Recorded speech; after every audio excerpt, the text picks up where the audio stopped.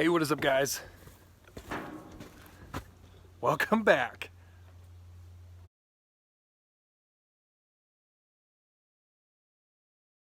Hey guys, what is up? Welcome back to the channel. As you guys can see, the video is about losing an animal, but I've also got a new animal here on the farm. I'm the proud new owner of a herd of yaks. So got a few yaks on the farm. This is our yak bull. His name is Droopy. We have acquired him from another YouTube channel. They're making big changes in their life, and so they decided that I needed their yaks.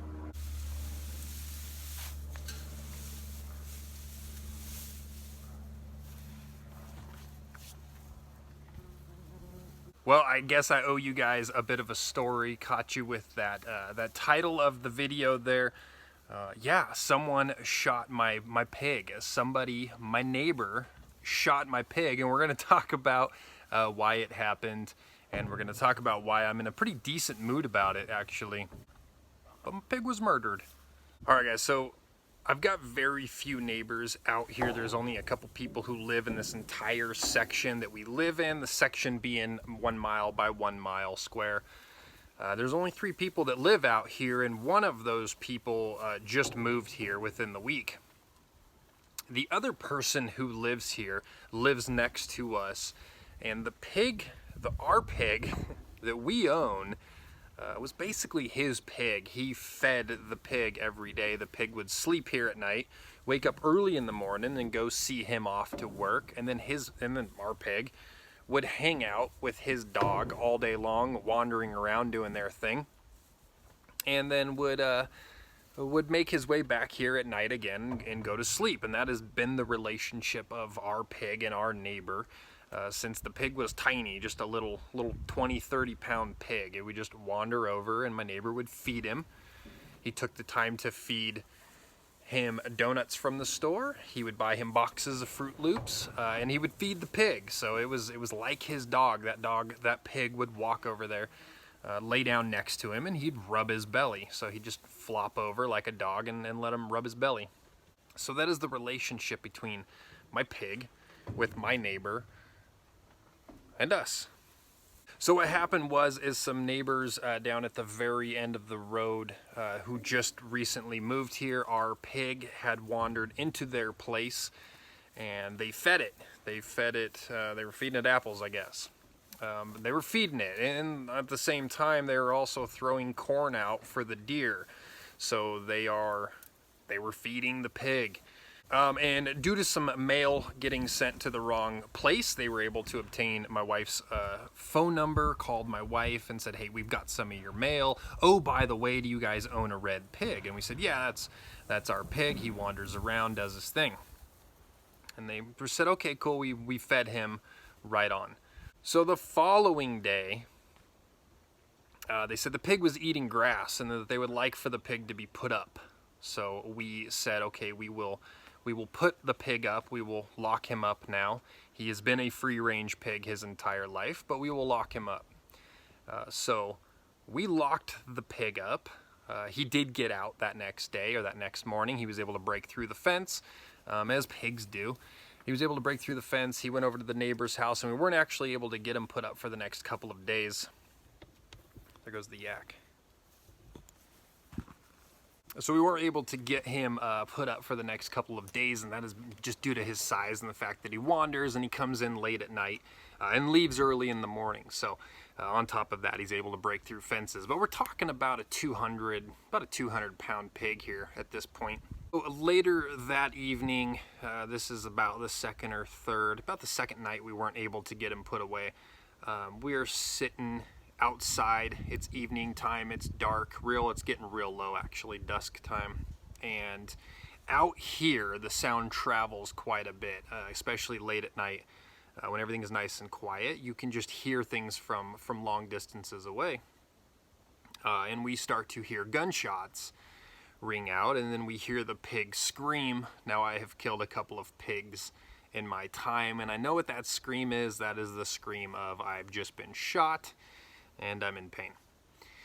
So the pig is screaming, and we hear it. Shelby hears it and starts freaking out. And because it sounds so close to where we are at, it actually sounded like it took place right in my other neighbor's yard.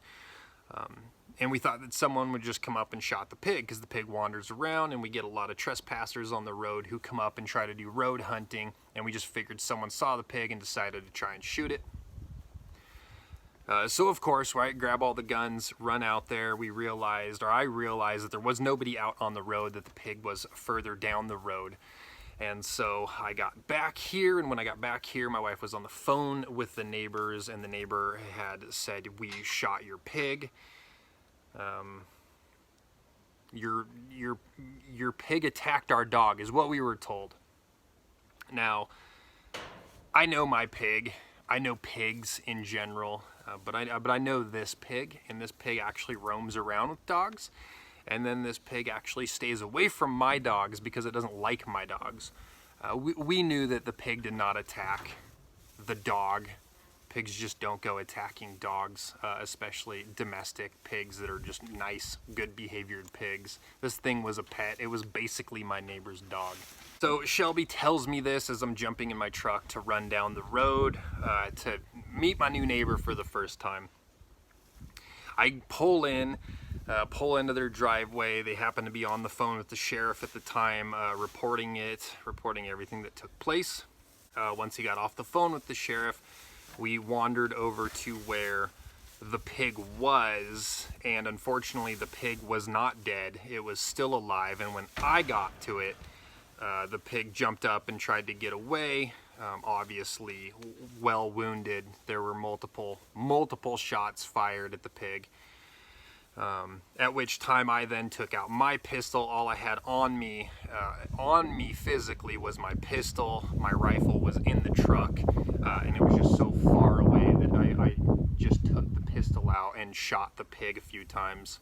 So I have shot the pig, the neighbor has shot the pig has finally expired, and upon talking to the neighbor who shot the pig, he informed me that the pig was in his yard eating corn that they threw out for the deer.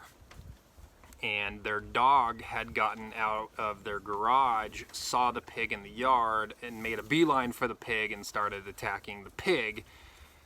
Which is exactly what I thought took place. So his dog had attacked the pig. The pig traveled about 100 yards, I think, from where he had said that it took place to where the pig, he was able to finally shoot it a few times and drop it. But he said that he'd fired a couple warning shots, and the pig and the dog did not stop fighting. The pig was moving towards us. It was moving back this way. The dog was following and didn't let up. And so he made the decision to shoot the pig. And that was it, guys. That was the line of thinking. That was the actions. That's what took place. Now, I'll tell you guys a couple of things, because I'm sure many of you are like, hey, lock your pig up if you don't want it shot. Here in the state of Idaho, Idaho is a fence-out state, which means that livestock can roam. It is up to you to fence in that livestock. It is not up to, or fence out that livestock. It is not up to livestock owners to put up fencing around your property. So if someone's running cows out on the range and they come onto your property, it is up to you to keep those cows off. So as it has been out here for many years, guys, our animals roam. Most of them roam. They stay on our property for the most part. The goats don't go too far, but the goats are free range as well. And then the pig got to traveling too far down, but unfortunately it found a source of food down there, and so it continued to visit a place that it was being fed. And it has led to the pig being shot. Now, here's what happened. This was late in the evening, like I had said. We were able to get the pig loaded up, put in the back of my truck, and then I was able to get the pig back to our place, and we began butchering it out. But I was actually unable to keep the majority of the meat due to the fact that we weren't ready to take on that much meat. So Temperatures were still warm. We knew that we had to get it taken care of and butchered out. So I was actually I kind of put it out. Hey, does anyone want free pig meat? Free to you, fed by my neighbor, but free to you. So had a couple of buddies say, hey, we'll take it. Had a buddy come out and help me out, which was nice because, you know, anytime you're butchering up an animal, especially late night, unprepared like that, it definitely helps to have a helping hand. So got it butchered out, got another buddy who was willing to take it and utilize it, which was great. So that was the incident that took place, guys. Now, having livestock killed by a neighbor is definitely an issue when you deal in livestock. Having someone who just moves here unaware of the laws and then shoots your animal because it's on their property is a little upsetting for sure. But for me, the loss of the pig, at least the opportunity to educate that neighbor in the laws of this area and not feuding with the neighbor is more important to me than escalating the loss of a pig with a neighbor. Feuding with neighbors is about the worst thing that you can do. When you live in rural areas, you should do everything you can to get along with your neighbors. So being pissed off about it, escalating it, calling the police, filing a report, going after them civilly to replace the livestock is not something that I want to do. So hopefully it never happens in the future. It's kind of an issue with having rural land, having people that come out, you know, they drive the roads looking for animals, and we do worry about people coming out here and just shooting livestock, thinking that they're in the middle of nowhere and there's just livestock wandering around and they're going to shoot it. People do it often with dogs around these areas. People shoot dogs just for being out and about on land. We have had a dog shot before. Crossed into public land on the last day of hunting season and someone decided to shoot it.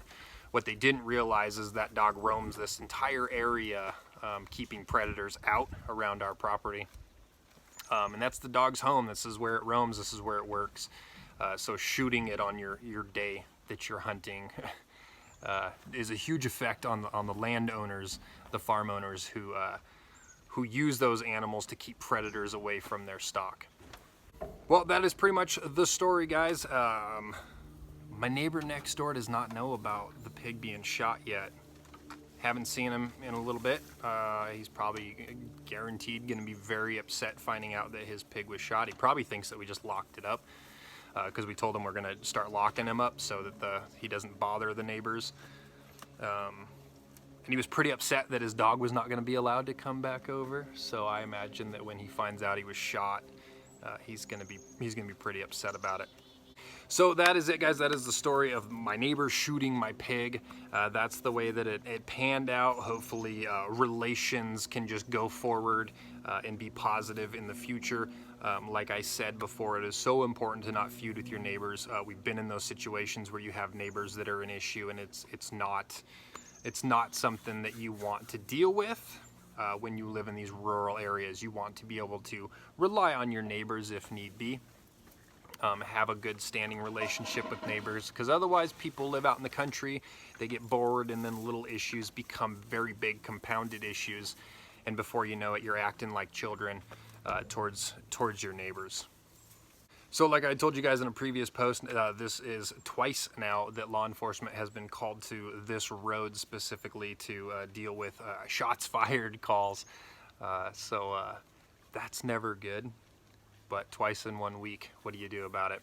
There it is, guys. Thank you so much for listening to the story, watching the video. If you're new to the channel, hit the subscribe button, where it seems as though entertaining stuff just constantly happens to us out here. Trying to live that off-grid life, staying out of people's way. It seems like people just continue to find their way into our little niche. All right, guys, hit the thumbs up for that yak over there. We'll have some more videos on him. He's pretty cool, and he pretty much scares the shit out of me.